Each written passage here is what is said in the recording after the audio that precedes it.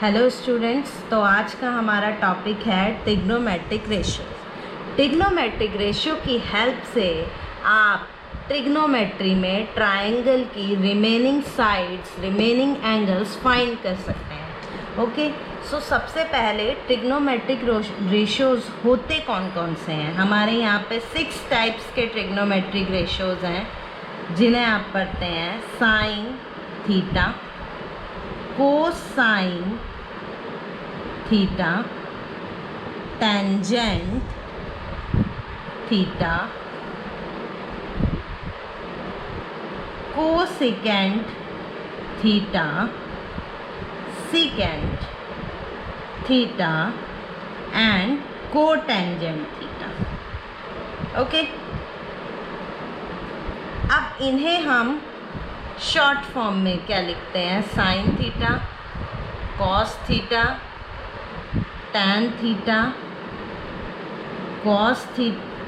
Cosec theta, sec theta and cot theta. Okay students, ये हमारे 6 type के trigonometric ratio होते हैं। ओके, अब इन्हें हम कैसे फाइंड करेंगे? इनका क्या फॉर्मूला है, क्या इनके आपस में रिलेशन है, आज इस सब के बारे में बात करेंगे। सबसे पहले आपको एक बहुत ही इजी चीज़ मैं बताती हूँ। PBP upon HHB। सबसे पहले ये क्या है? मान लीजिए आपके पास एक राइट एंगल ट्रायंगल है। ओके स्टूडेंट्स, यहाँ पे राइट एंगल ट्रायंगल में राइट एंगल के अपोजिट साइड को हम हाइपोटेनस H मानते हैं। सपोज कीजिए ये मेरा एंगल है, एंगल A। एंगल A के अपोजिट साइड मेरी क्या होती है? परपेंडिकुलर। और ये जो अब रिमेनिंग साइड है इसे हम मानते हैं बेस B। ओके स्टूडेंट्स, अब आपको समझ में आ गया होगा। ये हमारा P परपेंडिकुलर को शो कर रहा है, B बेस को शो कर रहा है और H हाइपोटेनस।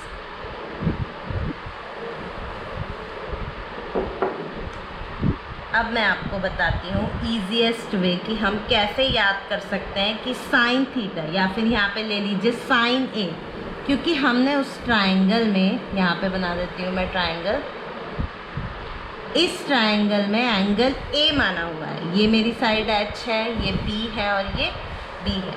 तो साइन A होता है मेरा P upon H, cos A होता है B upon H, tan A होता है P अपॉन B। ऐसे ही हमारा कोसेक होता है साइन का रिवर्स, यानी कि H अपॉन P।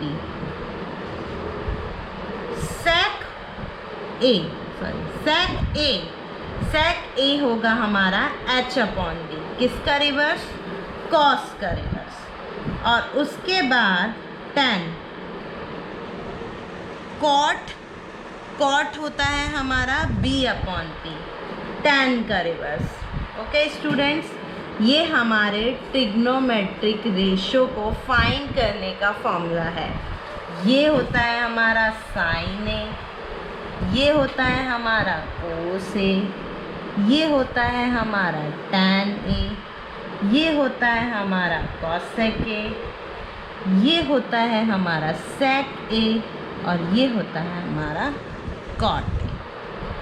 आपको बस ये याद रखना है PBP अपॉन HHB, यानी P upon H sine A, B upon H cos A, P upon B tan A, H upon P cosec A, H upon B sec A, B upon P cot A। Okay students,